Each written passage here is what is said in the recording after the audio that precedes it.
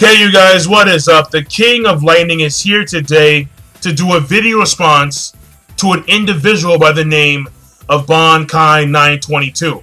Now, on his channel right now, Bankai922 has a versus matchup series, similar to mine. However, the difference here is that his are based on votes, while mine are based on, me going in there, having, research, evidence from the series, percentage, yada, yada, yada. And right now, he has two versus matchups that I'm going to address. The main one is going to be the matchup that is Rob Lucci from One Piece versus Grimmjow Jaggerjack from Bleach. And I'm not going to say Grimmjow, no, fuck that shit.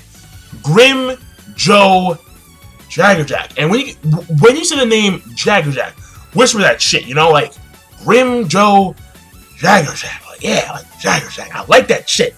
But yeah, so right now this video is going to mainly address that matchup. However, there is going to be another matchup that I'm going to address on his channel, which is the Edward Newgate / Whitebeard versus Yamamoto Genryusai. His last name Shingekui. I'm not too sure, but either way, from Bleach. I know he is. No shit, duh.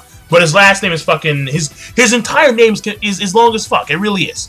Now, what I will say, because I want to go and dive right in here, but I will say one last thing, and then I'm gonna, start talking. This is off the cuff. No research, no, scenes to back it up. I mean, there's gonna be some scenes, because I do analysis, but it's gonna be from memory. No, facts written down on a piece of paper. Like, none of that shit. All it's gonna be is me sitting here from memory, giving you guys my opinion on who would win these two matchups. And yes, it's my opinion. This is strictly my opinion. And that's all it is. So, but if you want to get involved, go ahead. By all means, check out his channel. Check out his versus matchups. Pretty good shit. Pretty good shit. Yeah, that's right. Shout out to Bankai922. Now, that being said. First of all, let me address the Whitebeard / Edward Newgate versus Yamamoto Genryusai. Now, in my personal opinion, and please God remember that this is my personal opinion, I would have to give the win to Whitebeard. Number one, people are overestimating the concept of Yamamoto's Bankai. Yes, Yamamoto stated that he was as hot as the sun. But the problem with this is that if you were in fact as hot as the fucking sun, then the entire area would be gone the moment you went Bankai. I mean, fuck the Serete. All of Soul Society would be gone, including all the Rikongai districts would be gone in an instant if you were that fucking hot. A pin drop of the heat of the core of the sun would probably eradicate most of the planet, if not half. So it kind of makes no fucking sense. And because I was talking to my friend Stu about this, and it really is fucking strange. It makes no goddamn sense. However, when you take a look from a feat standpoint, from what actually happened in the series, Yamamoto, he cannot be physically touched. He cannot be physically touched. Maybe it's the same concept as the Bankai no Tachi South, where Bankai no Tachi South was supposed to, be able to summon 10 trillion dead corpses. I mean, like ash zombies. But the problem with that is that didn't happen at all. And apparently, someone told me that the term 10 trillion is the coefficient in Japanese terminology as the land of the dead. So what happens is that Bankai no Tachi South simply is resurrecting the dead. That's all it is. It's not an exact number of 10 fucking trillion. Alright, again, if you could summon 10 trillion motherfuckers, there would be no goddamn room, Yamamoto. So it's probably the same concept with the West version. The West version is simply put, okay, well, the West version is, because I am so hot, so close to my own body, you cannot physically touch me. Which makes a lot of goddamn sense. That makes a lot of goddamn sense. It really does. In fact, what Stu, my friend on campus, told me, what he gave me an ultimatum, and he stated that the way it probably is that this temperature applies to a very, very, very close proximity to his body, if not on his skin. However, once you go further and further and further away from Yamamoto, the temperature severely decreases. Now that makes sense. That makes a shit ton of sense. A shit ton of sense. Because again, a pin drop of the core of the fucking sun would wipe out everything. Everything would be gone. Gone. Yeah, okay, so that's the first thing, alright? Once again, people are severely overestimating the concept of Yamamoto's Bankai. That's number one. Number two, Whitebeard has the fucking haki. The haki, the key one is going to be observation haki. Observation haki is just, it's very convenient. It is very convenient. I mean, when he was sleeping, he could sense Ace coming to him, trying to assassinate him. What the fuck? What the fuck? I mean, it's a very convenient ability. Alright? And the Armored Haki, again, a very convenient ability. Very convenient, very convenient, very convenient, very convenient. Now, would it damage Yamamoto in, like, so for example, if he were to use Armored Haki, could he physically touch Yamamoto? No. I don't see it happening. No. If he were to do so, he would lose a fucking arm. I truly believe that. I really do. I really do. But, or his hand, whatever you want to call it. Alright, doesn't matter. But that's not the main thing. The main thing is going to be Whitebeard's Devil Fruit. Alright? The Gura Gura no Mi. Especially one particular ability, which is going to be the set in stone factor as to why Yamamoto is going to, win this matchup, in my personal opinion. And this is, first of all, the first thing about his Devil Fruit is going to be the shockwaves. Yamamoto, even though he can stop physical attacks with his Armor of the Sun, there are still some attacks that can actually penetrate this Armor of the Sun. For example, Roit. When Roit shot the Quincy arrow at Yamamoto, Yamamoto still had to raise his sword and block that shit. Now, wouldn't you think, wait, wouldn't the Armor of the Sun protect that from the Quincy arrow? Well, no. No, apparently not. Yamamoto had to physically raise his hand to block Roit's Quincy arrow. That's number one. Number two is that Whitebeard, his shockwaves are vibrations themselves. He, in of a nutshell, is the rapid movement of molecules. Vibration. And Whitebeard's ability gives him control over vibrations. He can just Quake Punch and the vibrations will go through Yamamoto if Yamamoto did not block appropriately or if he didn't dodge using Shimpo. That's number two. And number three, this is the key factor. I mean, this is so key. Whitebeard has the freaking Hypo Center. The Hypo Center is goddamn key. It is key. The Hypo Center. And what a Hypo Center is very simple. It's Whitebeard's Quake Sphere. Okay? A Hypo Center is the condensed vibrations of an earthquake. In real science, it's the origin of the earthquake. So Whitebeard is able to hold the origins of earthquakes itself into his fist and condense the vibrations. Whitebeard can punch the fucking shit out of Yamamoto. Why? Because Whitebeard has the fucking hypo center. He has no effect on the fucking hypo center. Now, there is one thing that gives Yamamoto a huge advantage over Whitebeard, and that is motion speed, not reaction speed. Reaction speed, Whitebeard's actually faster. Reaction speed. But motion speed, Whitebeard doesn't do shit. Whitebeard, he doesn't do shit. He just stands there, like fucking, like he just stands there. Like that's what he does. He stands there, he jumps in there. Oh man, like that's what he does. He's not a fast mover. He's not at all. Not at all. But Yamamoto, I mean fucking Shunpo.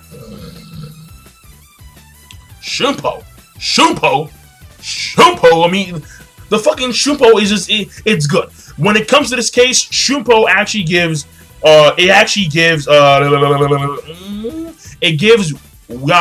Yamamoto a good advantage. It really does. But again, the hypo center is gonna be the key. The hypo center, that quick bubble he makes, and honestly, one punch is all he needs, and Yamamoto is gone. He's done. He's done. And let me tell you why. No one in the history of Bleach, not Ulquiorra, not Aizen, not Dangai Ichigo, not Yamamoto, no one in the history of Bleach thus far has showcased destructive power on the same level as Whitebeard. Whitebeard with, example, alright? Ichigo, when he cut that fucking hill, that hill was only 200 fucking meters tall. And Aizen, when he made his fucking crater, it had a radius of maybe 300 meters. Maybe. And that's a maybe. But fucking... but Whitebeard, with one fucking punch, with one Quake fucking punch, was able to topple most of the 900 meter structure that was Marineford. With another similar punch, he was able to break the freaking tsunamis, the 1 kilometer tsunamis that he created. On top of that, it's like, what the fuck? And with that same punch, which he caused to destroy the 900 meter structure of Marineford, he made a fucking fissure across the island, and guess the fuck what?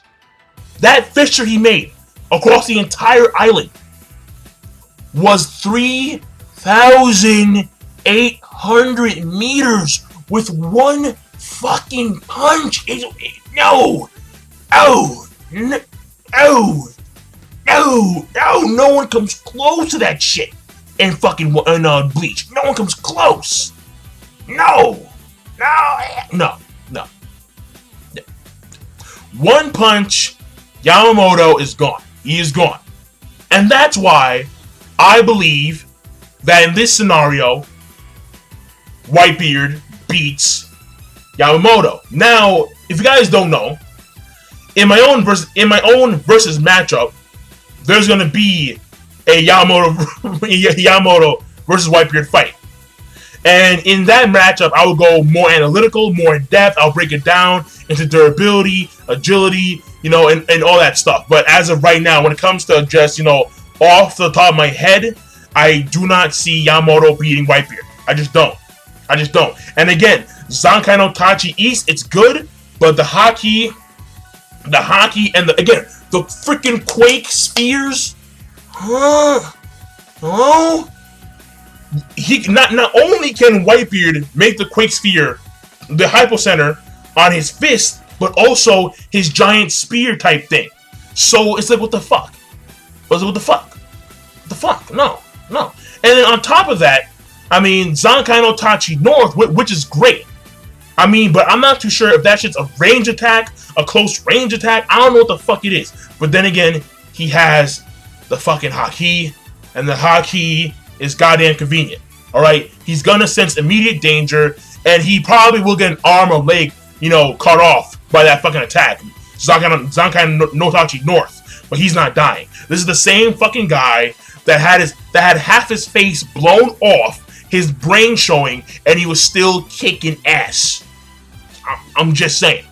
Now, when it comes to Rob Lucci versus Grimmjow Jagger Jack, again, this is actually a good fight. It really is a good fight because see, Grimmjow and Rob Lucci are actually they're two people that that verse in cats, that verse in feline kind of shit, and at the same time, Rob Lucci and Grimmjow are well versed in hand-to-hand combat. And so again, like this is gonna be a good fight, in my personal opinion.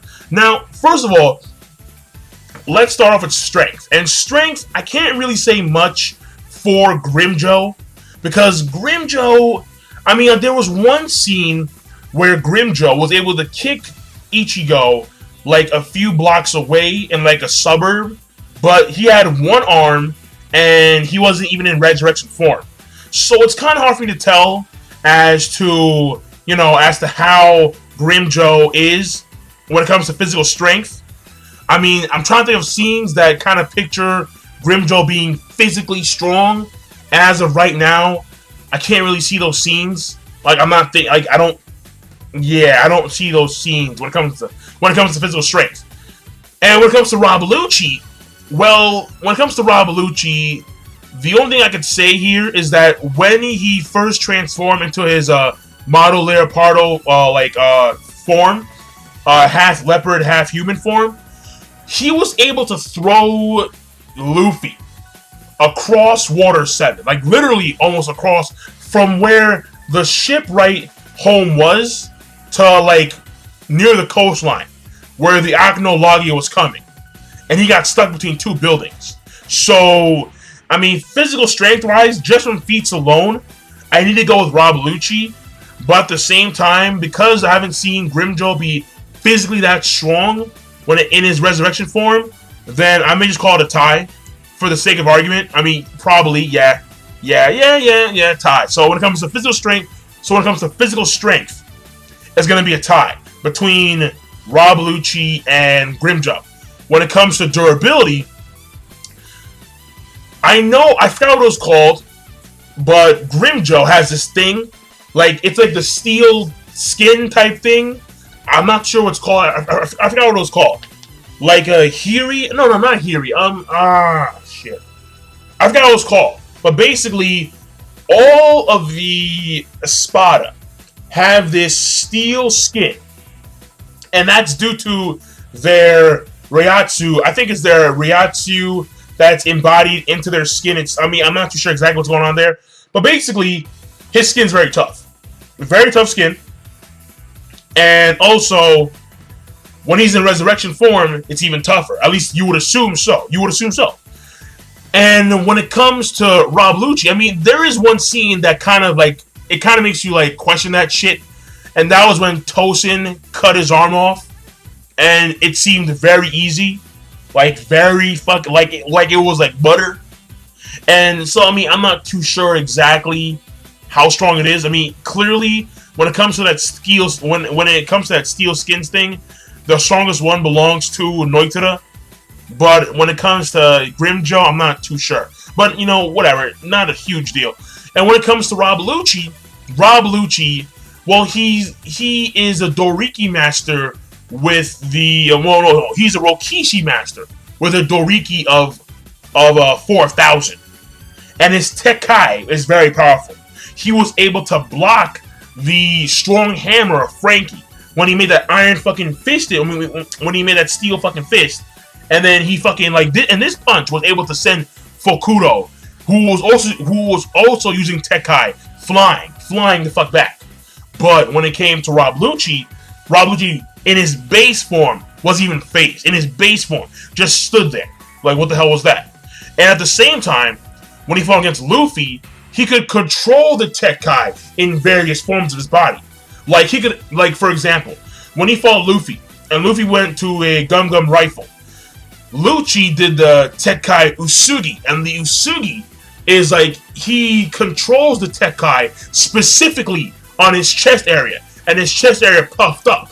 So, when it comes to durability, I'm gonna give the edge over to Rob Lucci, and the only reason why is because Rob Lucci can control the structure of his Tekkai at will, When it comes to speed, okay, speed. It's a close call. It's a close call because, well, actually, I'm not too sure. Because speed-wise, you can tell in One Piece how speed is structured, but in Bleach, it's very complicated because when it comes to speed, it's basically the Hirenkaku, it's the Sonido, and then the Shimpo, and then other various forms of movement that they have. But when it comes to each other, it's very hard to tell who's fucking faster. I mean, granted, Ichigo, he was able to keep up with Hollow Ichigo in his resurrection form. And Hollow Ichigo, but see, the problem is that I can't say if Ichigo in his Hollow form, when he fought against Grimmjow, was stronger than he was when he was in Bankai fighting against Byakuya. Because we know that he was given the Shinigami badge after the Soul Society arc, which apparently dwindled his powers. So it's very, like, I don't know. Speed is, I don't know. When it comes to speed, I'm going to give Grimmjow Hypersonic Plus, alright? Motion speed. Reaction speed, I'll give him Hypersonic Plus. Attack speed, I'll give him... His attacks are fast, but they're not, like, mega fucking fast. So you could see his Ceros coming. You could see his Grand Race Cero coming. His strikes aren't that impressive when it comes to speed alone. His Death Gardens, those like weird claw type things, again, they're not really fast in nature. So I'll give attack speed, striking speed, I'll give it. I'm gonna probably say Supersonic Plus. Yeah, probably, yeah. But when it comes to Rob Lucci is the only Rokishi master who can combine Geppo with Sword, and thus he makes Kamisari. And Kamisari is some crazy fast shit. His motion speed is easily Hypersonic Plus. When it comes to reaction speed, again, Hypersonic Plus. Because Luffy and him and Gear Second were able to go at blow for blow. But when it comes to attack speed, Rob Lucci. Because Rob Lucci, he has that freaking Shigen. His Shigen shots are like practically invisible. And his Shigen shots, though they're not that powerful, they're very fucking fast. They're very fast. They're really, really fucking fast. Yeah. So when it comes to attack speed, Hypersonic Plus. Because his Shigen Peck is very fast. Not that powerful, but very fast. Very fast, yeah. Yeah, definitely fast. So when it comes to speed, motion speed, they're equal. When it comes to reaction speed, they're equal. And when it comes to attack speed, the edge is going to be Rob Lucci. Once again, Rob Lucci. Now, when it comes to stamina, in my opinion, they're the same because both Grimmjow and Rob Lucci can fight for extended period of times in full-on fights. Again, we saw Hollow Ichigo versus Grimmjow, which was a great fight. And then we have Luffy versus fucking Lucci. Again, a great fight. So, when it comes to stamina, they're both at the same level of stamina. Definitely. Oh, yeah, definitely. Definitely. And then, after that, when it comes to range attacks, when it comes to agility, they're the same. I thought about it because I was going to give it to Rob Lucci. To Grimmjow. But then, Rob Lucci has the Kami-Ye. And the Kami-Ye is a very useful skill. They turn to paper and they dodge attacks very fluidly, like paper in the wind. But at the same time, Grimmjow has showcased very good agility when it comes to avoiding Ichigo's attacks. Like he was doing all this shit, dodging, blocking, making like a little cyclone and shit. So yeah, like when it comes to agility, they're equal. Again, they're very. I like this fight. I like this fight a lot because they're both equal in a lot of cases. So when it comes to agility, equal. When it comes to, let's say, range. Okay, range.